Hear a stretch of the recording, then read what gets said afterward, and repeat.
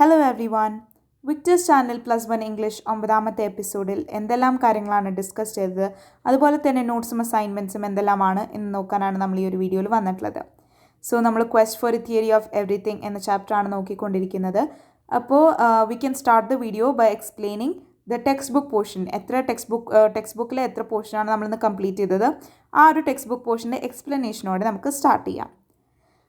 At a New Year's party at St. Albans, just before he entered the hospital for tests, Hawking met Jane Wilde. To her, this disheveled graduate student seemed terribly intelligent, eccentric, and rather arrogant. But he was interesting, and she liked his wit. When Jane met him again after his discharge from the hospital, he was really in a pathetic state. "I think he's lost his will to live. He was very confused," she commented. She was not, however, put off by his physical or mental condition. She was rather a shy teenager, serious-minded with a strong faith in God, ingrained from childhood by her mother, and a belief that good can come out of any adversity. Hawking admired her optimism, and their friendship developed slowly. After a while, the two began to realize, in Jane's word, that together we could make something worthwhile. For Stephen, that made all the difference. He applied for a research fellowship at Caius, one of the colleges at Cambridge University. In 1965, at the age of 23, Hawking received his fellowship at Caius, and in July of the same year, Jane and he were married. അപ്പോൾ നമ്മൾ ആദ്യം discuss ചെയ്ത topic അല്ലെങ്കിൽ part ഇതായിരുന്നു. Saint ആൽബൻസിലെ new year party അതിനു മുമ്പ് ആയിരുന്നു ഹോസ്പിറ്റലിലെ ടെസ്റ്റിന് വേണ്ടി ഹോക്കിംഗ് പോകുന്നത്. അപ്പോഴാണ് അദ്ദേഹത്തിൻ്റെ ഭാര്യ, ഫസ്റ്റ് വൈഫായ ജെയിൻ വൈൽഡിനെ അദ്ദേഹം മീറ്റ് ചെയ്യുന്നത്. To Jane Wilde, Hawking was very intelligent, അതുപോലെ തന്നെ വളരെ ആക്റ്റീവായിട്ട് നിൽക്കുന്ന ഒരാളായിട്ടാണ് ജെയിൻ വൈൽഡിന് ഹോക്കിങ്ങിനെ മനസ്സിലായത്. അതുപോലെ തന്നെ ഹോക്കിങ്ങിൻ്റെ വിറ്റ്സ് നമുക്കറിയാം. വിറ്റിനെ പറ്റി നമ്മൾ ഹോക്കിങ്ങിൻ്റെ വിറ്റ് പറയാനുള്ള കഴിവുകളെ പറ്റി നമ്മുടെ ഈ ചാപ്റ്ററിൽ കുറേയായി കേൾക്കുന്നു. അപ്പോൾ ജെയിനിനും ഹോക്കിങ്ങിൻ്റെ വിറ്റ് വളരെ ഇഷ്ടമായിരുന്നു.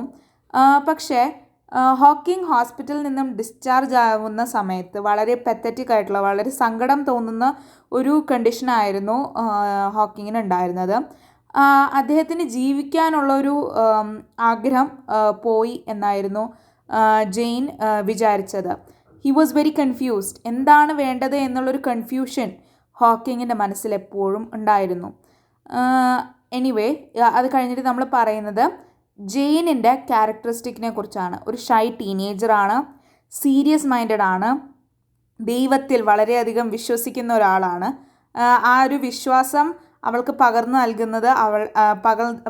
നൽകിയത് കുട്ടിക്കാലത്ത് അവളുടെ അമ്മയാണ്. ആ ഒരു ഫെയ്ത്ത് ഇൻ ഗോഡ്, ദൈവത്തിലുള്ള വിശ്വാസം അവൾക്ക് കൊടുത്തത്. ആൻഡ് ഏതൊരവസ്ഥയിലും നമുക്ക് നല്ലത് വരാം, നന്മ വരാം എന്നുള്ള വിശ്വാസം ജെയിനിനുണ്ടായിരുന്നു. ഇതൊക്കെയാണ് നമുക്ക് ജെയിനിൻ്റെ ക്യാരക്ടർ അവിടെ മനസ്സിലാവുന്നത്.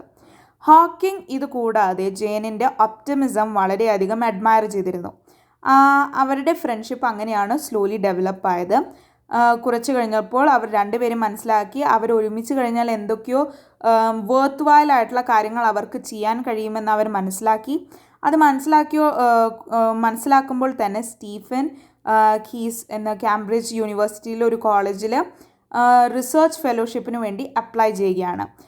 1965 23ാമത്തെ വയസ്സിലാണ് ഹോക്കിംഗ് ഈ ഫെലോഷിപ്പ് കീസിൽ നേടിയെടുക്കുന്നത്. ആൻഡ് അതേ വർഷം ജൂലൈയിലാണ് അദ്ദേഹം ജെയിൻ വൈൽഡിനെ മാരി ചെയ്യുന്നത്. അപ്പോൾ ഇതായിരുന്നു നമ്മുടെ ഫസ്റ്റ് പാർട്ട്. ഇനി നമുക്ക് സെക്കൻഡ് പാർട്ടിലേക്ക് പോകാം. People who remember Hawking in the university in the late 1960s recall him making his way around the corridors with a cane, supporting himself against the wall. He spoke with what sounded like a slight speech impediment. But more than that, they remember his brashness in sessions involving some of the world's most distinguished scientists. While other young researchers kept a reverential silence, Hawking daringly asked unexpected and penetrating questions. He clearly knew what he was talking about. His reputation as a genius under the Einstein began then. In 1980, a practical need for funds launched him into a new enterprise that was to have a far-reaching impact on the Hawkings and others all over the world. He thought of writing a book about the universe, about the most interesting question that had made him want to study cosmology and quantum theory. Where did the universe come from? Is the universe infinite or does it have any boundaries? Will it come to an end? If so, how? Is there a complete theory of the universe and everything in it? Is there a beginning of time? Could time run back? The book begins by rewinding the great theories of cosmos from Newton to Einstein. He wrote the book to make science understandable to non-scientists. അപ്പോൾ ഇതാണ് നമ്മൾ secondly പഠിച്ച portion എന്ന് പറയുന്നത്. അപ്പോൾ 1960s 1960കളിൽ യൂണിവേഴ്സിറ്റിയിലുണ്ടായിരുന്നവർ ഹോക്കിങ്ങിനെ എന്താ പറയുക describe ചെയ്യുന്നത് ഒരു കേന് ഒരു വടിയും പിടിച്ച് ചുമരുമേ എല്ലാം സപ്പോർട്ട് ചെയ്ത് നടക്കുന്ന ഒരു വ്യക്തിയായിട്ടായിരുന്നു. അദ്ദേഹത്തിൻ്റെ സ്പീച്ചിൽ ഒരു ചെറിയ കുഴപ്പമുണ്ടായിരുന്നതായിട്ട് എല്ലാവരും പറയുന്നുണ്ട്. എന്നാലും ബാക്കി എല്ലാ സയൻറ്റിസ്റ്റും യങ് സയൻറ്റിസ്റ്റും മിണ്ടാതിരിക്കുമ്പോൾ അല്ലെങ്കിൽ ചോദ്യങ്ങൾ അടക്കി വയ്ക്കുമ്പോൾ സ്റ്റീഫൻ പെനട്രേറ്റിംഗ് ആയിട്ടുള്ള ക്വസ്റ്റ്യൻസ് ആണ് ഡിസ്റ്റിങ്വിഷ്ഡ് സയൻറ്റിസ്റ്റിനോട് ചോദിച്ചുകൊണ്ടിരുന്നത്.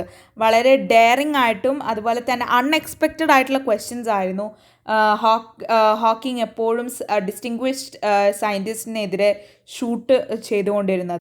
അദ്ദേഹത്തിൻ്റെ ഈ ഒരു ക്യാരക്ടറായിരുന്നു ഒരു ജീനിയസ്, അതുപോലെ തന്നെ അനദർ ഐൻസ്റ്റീൻ എന്നുള്ള പേരെല്ലാം സ്റ്റീഫന് നേടിക്കൊടുത്തത്. പിന്നീടാണ് അദ്ദേഹം ഒരു ബുക്ക് എഴുതുന്നതിനെക്കുറിച്ച് ആലോചിക്കുന്നതും അതുപോലെ തന്നെ അദ്ദേഹത്തിനുണ്ടായിരുന്ന പല ഐഡിയാസും ഈ ബുക്കിൽ ഉൾപ്പെടുത്താൻ, കോസ്മോളജിയും ക്വാണ്ടം തിയറിയും അദ്ദേഹം പഠിക്കാൻ ആഗ്രഹിച്ചു തുടങ്ങിയത് ഈ ക്വസ്റ്റ്യൻസിലൂടെ ആയിരുന്നു. ആ ക്വസ്റ്റ്യൻസിനെല്ലാം ഇൻക്ലൂഡ് ചെയ്ത് അദ്ദേഹത്തിന് ഒരു ബുക്ക് എഴുതണമെന്നായിരുന്നു അദ്ദേഹത്തിന് ആഗ്രഹം. അപ്പോൾ എന്തെല്ലാം ചോദ്യങ്ങളായിരുന്നു? Where did the universe come from? Universe എവിടെ നിന്നാണ് വന്നത്? യൂണിവേഴ്സിറ്റി ഇൻഫിനിറ്റ് ആണോ? അല്ലെങ്കിൽ അതിന് എന്തെങ്കിലും ബൗണ്ടറി ഉണ്ടോ? അതുപോലെ തന്നെ ഇത് ഒരു അവസാനം, യൂണിവേഴ്സ് ഒരു അവസാനത്തിലേക്ക് എത്തുമോ? അവസാനിക്കുകയാണെങ്കിൽ എങ്ങനെയായിരിക്കും അത് അവസാനിക്കുന്നത്? യൂണിവേഴ്സിലെ എല്ലാ പ്രബന്ധങ്ങളും എല്ലാ പ്രിൻസിപ്പിൾസിനെയും എക്സ്പ്ലെയിൻ ചെയ്യുന്ന ഒരു തിയറി ഉണ്ടോ? And is there a beginning of time? സമയത്തിനൊരു തുടക്കമുണ്ടോ? സമയം പിന്നോട്ട് ചലിക്കുമോ? ഇതുപോലുള്ള പല ക്വസ്റ്റ്യൻസും അദ്ദേഹത്തിനുണ്ടായിരുന്നു.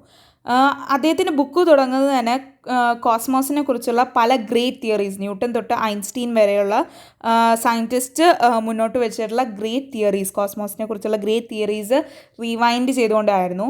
അതുപോലെ തന്നെ അദ്ദേഹത്തിൻ്റെ ബുക്കിനൊരു സ്പെഷ്യാലിറ്റി ഉണ്ടായിരുന്നത് നോൺ സയൻറ്റിസ്റ്റ്സ്, അതായത് സയൻസ് പഠിക്കുന്ന കുട്ടികൾക്ക് അല്ലെങ്കിൽ സ്റ്റുഡൻസിന് മാത്രമല്ലാതെ എല്ലാവർക്കും സയൻസ് മനസ്സിലാവണം എന്നുള്ള ഉദ്ദേശത്തോടു കൂടിയായിരുന്നു അദ്ദേഹം ഈ ബുക്ക് രചിച്ചത്. അതാണ് നമ്മൾ ഡിസ്കസ് ചെയ്ത second part.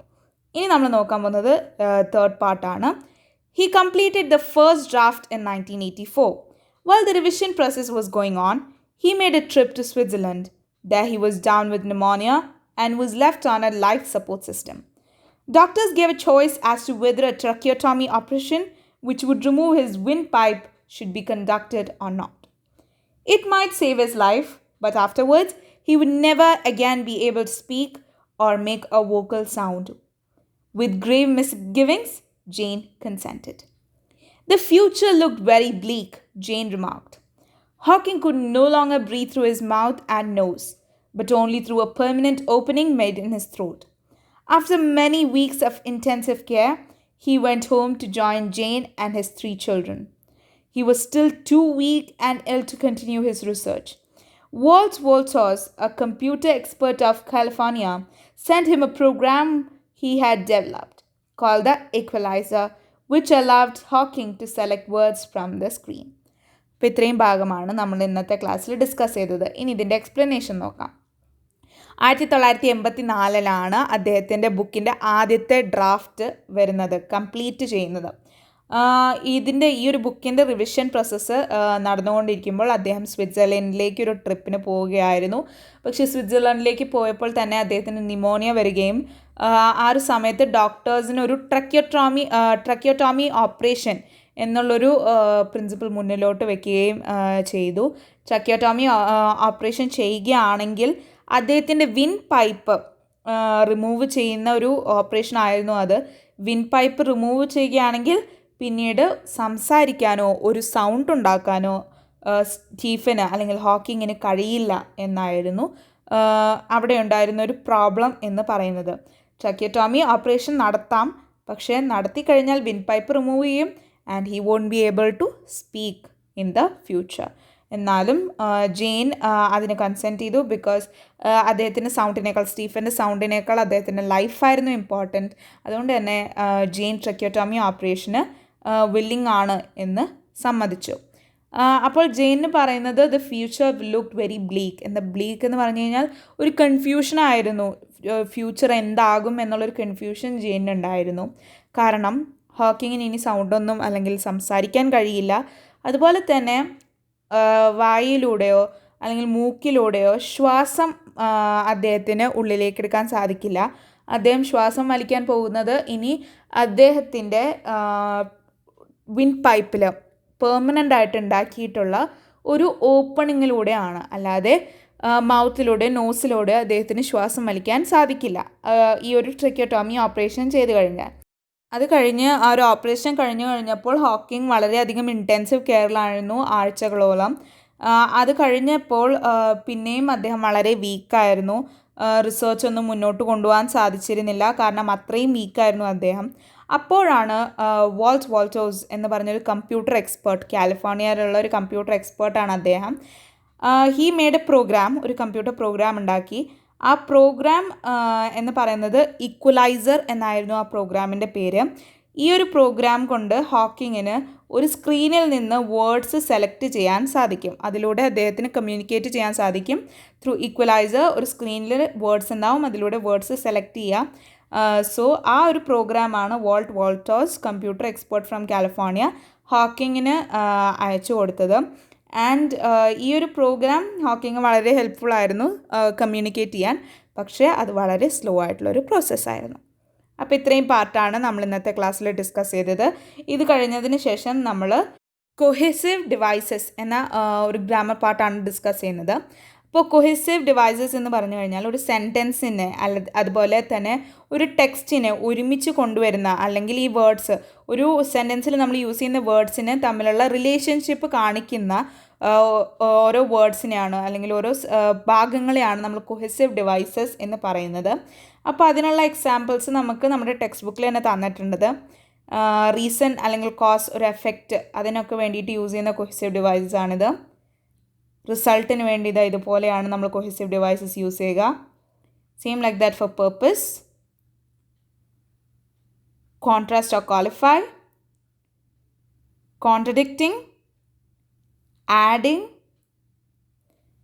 illustrating, comparing, generalizing, sequencing or structuring.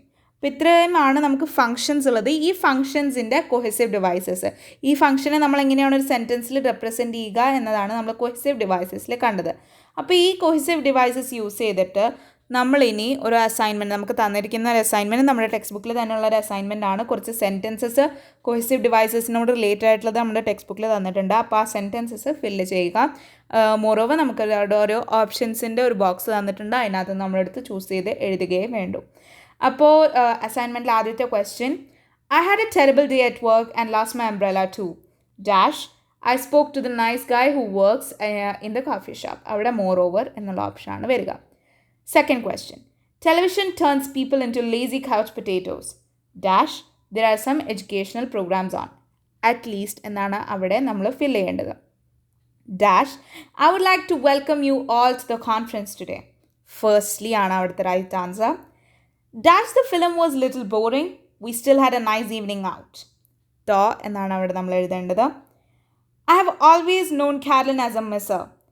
Dash, she lent me 1,000 yesterday without my having to ask twice. However ആണ് അവിടുത്തെ right answer. I got up at 9 o'clock yesterday and had a cold shower. Dash, I had breakfast and left work. Then എന്നാണ് അവിടെ വരുന്നത്. My brother works in a large office whereas I work on my own at home. Whereas ആണ് അവിടുത്തെ right option. Why do you think I don't want to go out tonight? Dash, I would be delighted to get out of the house. Actually, I would be delighted എന്നാണ് അവിടെ വരുന്നത്. You should participate in the school youth festival as it gives you a chance to meet many people. Dash, it gives you an opportunity to showcase your talent. Besides, it gives you an opportunity എന്നാണ് അവിടെ right answer വരുന്നത്. I don't want to go to the football game. Football bores me and I don't want to pay 40 for a ticket. On the other hand, look at the weather, all that rain. On the other hand ആണ് അവിടുത്തെ right option എന്ന് പറയുന്നത്. അപ്പോൾ നോട്ട്സും അസൈൻമെൻറ്റ്സും എല്ലാം മനസ്സിലായെന്ന് വിചാരിക്കുന്നു. ഇത്രയും കാര്യങ്ങളാണ് നമ്മൾ ആ ഒരു ക്ലാസ്സിൽ ഡിസ്കസ് ചെയ്തത്. എന്തെങ്കിലും ഡൗട്ട് ഉണ്ടെങ്കിൽ നിങ്ങൾക്ക് കമൻറ്റ് സെക്ഷനിൽ കമൻറ്റ് ചെയ്യാവുന്നതാണ്. അപ്പോൾ ഞാൻ എന്തായാലും റിപ്ലൈ തരുന്നതായിരിക്കും. Thanks for watching. See you on my next video. Bye-bye.